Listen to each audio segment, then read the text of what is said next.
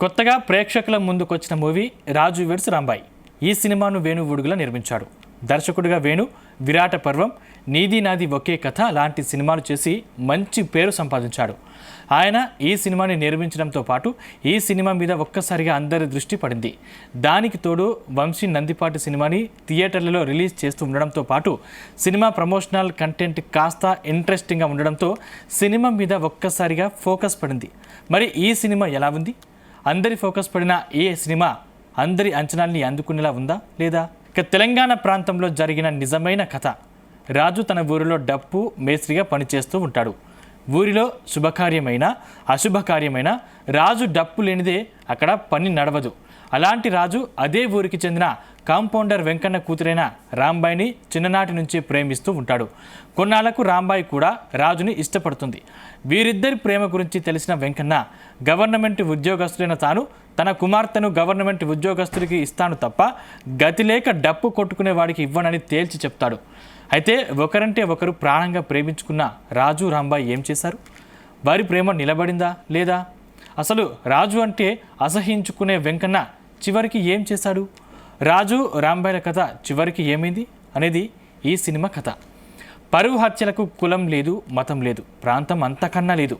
ఇక్కడ కులమతాలు లేదా ఇతర విషయాల కన్నా మనుషుల ఈగోనే ఈ పరువు హత్యకు ప్రధానమైన కారణమవుతుంది. ఈ నేపథ్యంలోనే తెలంగాణలోని ఖమ్మం జిల్లాలో జరిగిన ఒక నిజమైన కథను సినిమాగా ప్రేక్షకుల ముందుకు తీసుకొచ్చాడు దర్శకుడు. నిజానికి సినిమా ప్రారంభమైన తర్వాత ఒక మంచి ఫీల్ గుడ్ లవ్ స్టోరీ చూస్తున్న ఫీలింగ్ కలుగుతుంది. చూడముచ్చటైన జంట, ఒక ఫ్రెండ్స్ గ్యాంగ్, సరదాగా సాగిపోయే ప్రేమ సన్నివేశాలు, అక్కడక్కడ మనసుకు హత్తుకునే పాటలతో సినిమా సాగిపోతూ ఉంటుంది. ఎప్పుడైతే అమ్మాయి ఇంట్లో ప్రేమ గురించి తెలుస్తుందో ఎప్పటిలాగే రొటీన్ సినిమాల లాగానే ఆ తండ్రి హీరోయిన్ మీద చేసుకోవటం, ప్రేమ కథకు విలన్గా నిలవడం లాంటివి రొటీన్ అనిపిస్తాయి. అయితే సినిమా ఇంటర్వెల్ బ్లాక్ తర్వాత వేగం మరింత తగ్గుతుంది.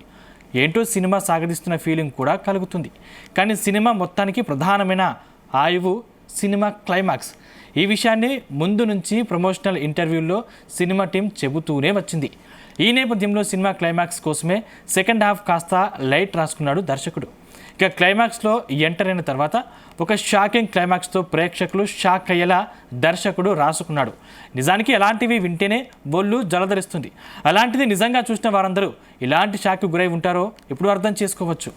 నిజానికి సొంత పిల్లల్ని పరువు హత్య పేరుతో చంపుకుంటున్న తల్లిదండ్రులను చూశాను. కానీ ఈ సినిమాలో చూపించినంత దారుణం నిజంగా ఏ తండ్రి చేయడేమో అనిపిస్తుంది. నిజానికి ఒక ఫీల్ గుడ్ లవ్ స్టోరీకి షాకింగ్ క్లైమాక్స్తో రాసుకున్న షాక్ ఫ్యాక్టర్లో షాక్ కలిగించాడు దర్శకుడు. నిజానికి ఇలాంటి సినిమాని ఒక క్రైమ్ స్టోరీగా కూడా తీయవచ్చు. కానీ హృదయానికి హత్తుకునేలా ఒక మంచి ప్రేమ కథతో చెప్పడం దర్శకుడికే చెల్లింది. నిజానికి దీన్ని ఒక గొప్ప ప్రేమ కథగా చూపించాడు దర్శకుడు. ఏ ప్రేమికులకు అంతవరకు వస్తే మనం శత్రువులుగా భావించే వారికి కూడా ఇలాంటి పరిస్థితి రావద్దు అని సినిమా చూసిన ప్రేక్షకులు ఫీల్ అయ్యేలా తెర మీదకు తీసుకురావడంలో దర్శకుడు చాలా వరకు సక్సెస్ అయ్యాడు. ఇక నటీనటుల విషయానికి వస్తే అఖిల్ రాజ్ రాజు అనే పాత్రలో నటించాడు అనడం కంటే జీవించాడు అని చెప్పొచ్చు. ఒక పల్లెటూరి కుర్రాడిగా ప్రేమించిన అమ్మాయి కోసం ప్రాణం ఇచ్చేవాడిగా ఎక్కడ వంక పెట్టలేని విధంగా ఆకట్టుకున్నాడు. రాంబాయి పాత్రలో తేజస్వీరావు ఒదిగిపోయింది.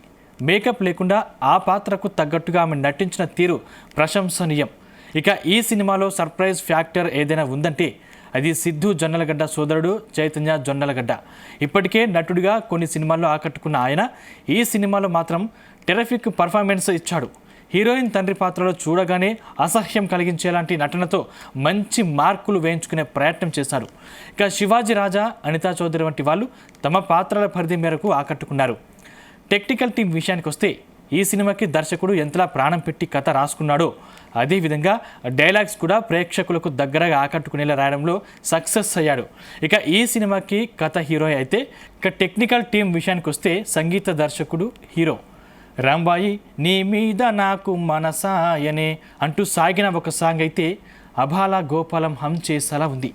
మిగిలిన సాంగ్స్ పెద్దగా గుర్తుంచుకునేలా లేకపోయినా బ్యాక్గ్రౌండ్ స్కోర్ మాత్రం బాగుంది. సినిమాటోగ్రఫీ మాత్రం చాలా కొత్తగా అనిపించింది.